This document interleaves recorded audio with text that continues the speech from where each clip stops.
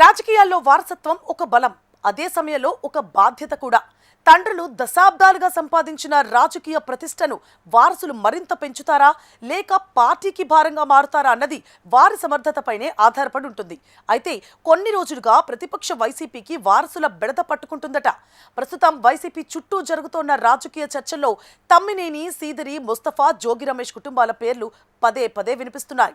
మరి ఈ పరిణామాలు పార్టీ ఇమేజ్ పై ఎంత ప్రభావం చూపుతున్నాయి? పుత్రోత్సాహం కోసం ఎదురు చూసిన తండ్రులకు రాజకీయంగా సన్ స్ట్రోక్ తగిలిందా?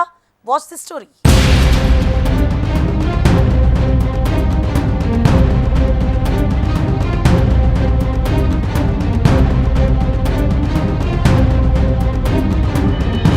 పుత్రుడు జన్మించిన నాడే పుత్రోత్సాహం తండ్రికి కలగదు. పుత్రుడిని జనులు పొగడగనే తండ్రి ధన్యుడు సుమతి. సుమతి శతకంలోని ఈ పద్యం కేవలం కుటుంబ జీవితానికే కాదు, రాజకీయాలకు కూడా అచ్చంగా సరిపోతుంది. కుమారుడు పుట్టినంత మాత్రాన తండ్రికి గర్వం రాదు. అతడు సమాజంలో పేరు తెచ్చుకున్నప్పుడే తండ్రి తలెత్తుకుని తిరుగుతాడు. రాజకీయాల్లోనూ ఇదే సూత్రం వర్తిస్తుంది. నాయకుల వారసులు పార్టీకి బలం చేకూర్చితేనే ఆ కుటుంబ రాజకీయ వారసత్వం సార్థకమవుతుంది. కానీ అదే వారసత్వం పార్టీకి ఇబ్బందిగా మారితే అది ప్రత్యర్థులకు ఆయుధంగా మారుతుంది. ఇటీవలి కాలంలో వైసీపీ చుట్టూ జరుగుతున్న రాజకీయ చర్చల్లో 4 కుటుంబాల పేర్లు పదే పదే వినిపిస్తున్నాయి. మాజీ స్పీకర్ తమ్మినేని సీతారాం కుటుంబం, మాజీ మంత్రి సీదిరి అప్పలరాజు కుటుంబం, మాజీ ఎమ్మెల్యే ముస్తఫా కుటుంబం, మాజీ మంత్రి జోగు రమేష్ కుటుంబం. ఈ 4 ఉదాహరణలను కలిపి కొందరు రాజకీయ విశ్లేషకులు వైసీపీకి సన్ స్ట్రోక్గా అభివర్ణిస్తున్నారు.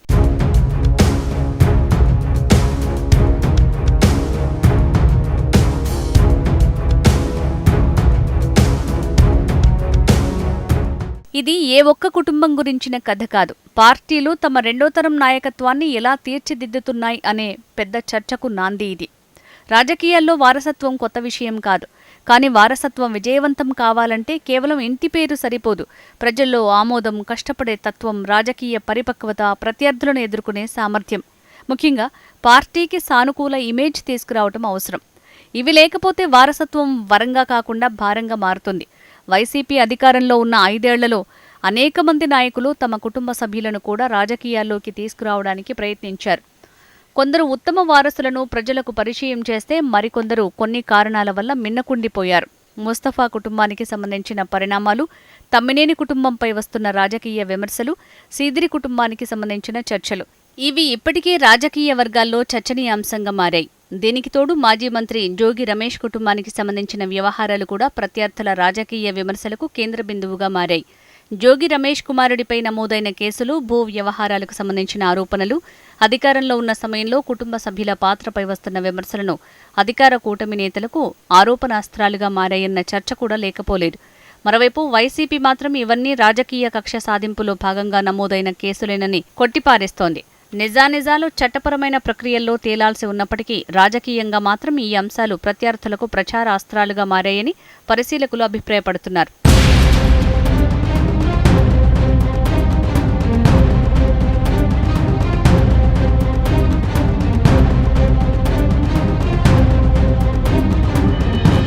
ఈ 4 కుటుంబాల చుట్టూ జరుగుతున్న చర్చలతో వ్యక్తిగత రాజకీయాలు, పార్టీ రాజకీయాలపై ప్రభావం చూపుతున్నాయనే వాదనకు ఈ పరిణామాలు మరింత బలం చేకూరుస్తున్నాయన్న ప్రచారం లేకపోలేదు.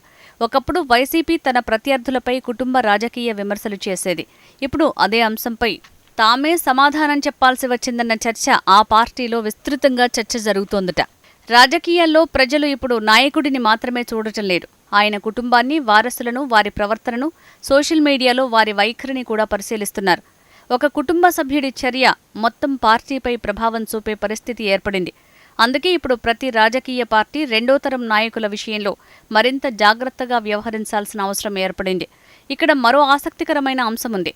తండ్రులు దశాబ్దాల పాటు కష్టపడి సంపాదించిన రాజకీయ మూలధనం ఒక్క తప్పటడుగుతో దెబ్బతినే అవకాశముంది. పేరు సంపాదించడానికి సంవత్సరాలు పడుతుంది. కానీ ఆ పేరు దెబ్బతినడానికి కొన్ని రోజులు చాలు.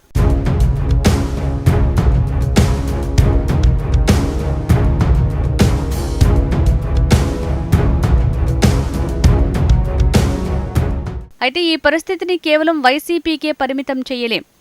భారత రాజకీయాల్లో దాదాపు అన్ని పార్టీల్లోనూ వారసత్వ రాజకీయాలు ఉన్నాయి. కొన్ని చోట్ల అవి విజయవంతమయ్యాయి, మరికొన్ని చోట్ల పూర్తిగా విఫలమయ్యాయి. కాబట్టి సమస్య వారసత్వంలో కాదు, ఆ వారసత్వాన్ని మొయ్యగల నాయకత్వ సామర్థ్యంలో ఉంది.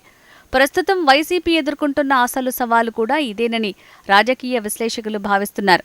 పార్టీ ప్రతిపక్షంలో ఉన్న సమయంలో ప్రతి నాయకుడు తన వ్యక్తిగత ఇమేజ్తో పాటు పార్టీ ఇమేజ్ని కూడా కాపాడాల్సిన బాధ్యత ఉంది.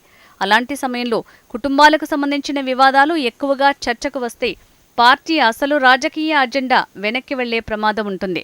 ఇది ప్రత్యర్థులకు రాజకీయంగా కలిసొస్తుంది. ఎందుకంటే ప్రజా సమస్యలపై కాకుండా నాయకుల కుటుంబాలపై చర్చ జరిగితే అధికార పక్షానికి సమాధానం చెప్పాల్సిన అవసరం తగ్గుతుంది. ప్రతిపక్షం మాత్రం తన సమయాన్ని వివరణలకే వెచ్చించాల్సి వస్తుంది. వైసీపీ ముందు ఇప్పుడు 2 మార్గాలున్నాయి. ఒకటి, ఈ చర్చలను రాజకీయ కుట్రగా కొట్టిపారేయటం. రెండోది, పార్టీ క్రమశిక్షణను మరింత బలోపేతం చేసి వ్యక్తుల కంటే సంస్థకు ప్రాధాన్యముందనే సంకేతాన్ని ఇవ్వటం. రెండో మార్గం ఎంచుకుంటేనే దీర్ఘకాలికంగా ప్రయోజనం ఉంటుందని రాజకీయ పరిశీలకులు సూచిస్తున్నారు.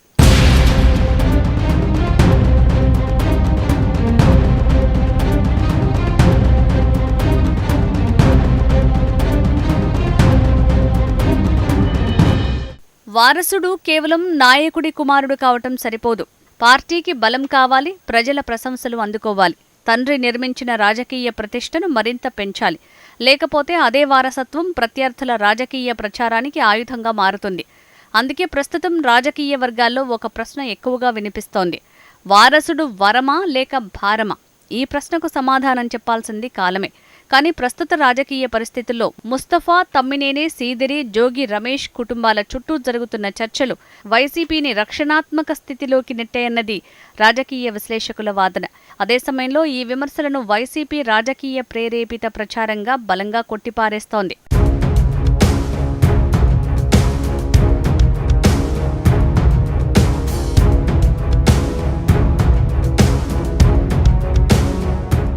అంతిమంగా రాజకీయాల్లో నిలిచేది ఇంటి పేరు కాదు, ప్రజల విశ్వాసం. వారసత్వం కాదు, పనితీరు. పుట్టుక కాదు, ప్రజామోదం. అదే ప్రతి రాజకీయ కుటుంబానికి, ప్రతి పార్టీకి వర్తించే శాశ్వత సూత్రం. చివరగా మళ్లీ సుమతి శతకంలోని ఆ పద్యం దగ్గరికి రావాలి. పుత్రుడు జన్మించిన నాడే పుత్రోత్సాహం తండ్రికి కలగదు. పుత్రుడిని జనులు పొగడగనే తండ్రి ధన్యుడు. రాజకీయాల్లోనూ ఇదే సత్యం. అయితే ఇది ఏ ఒక్క పార్టీకో మాత్రమే పరిమితం కాదు. దేశంలో వారసత్వ రాజకీయాలు కలిగి ఉన్న ప్రతి పార్టీకి ఇది వర్తిస్తుంది.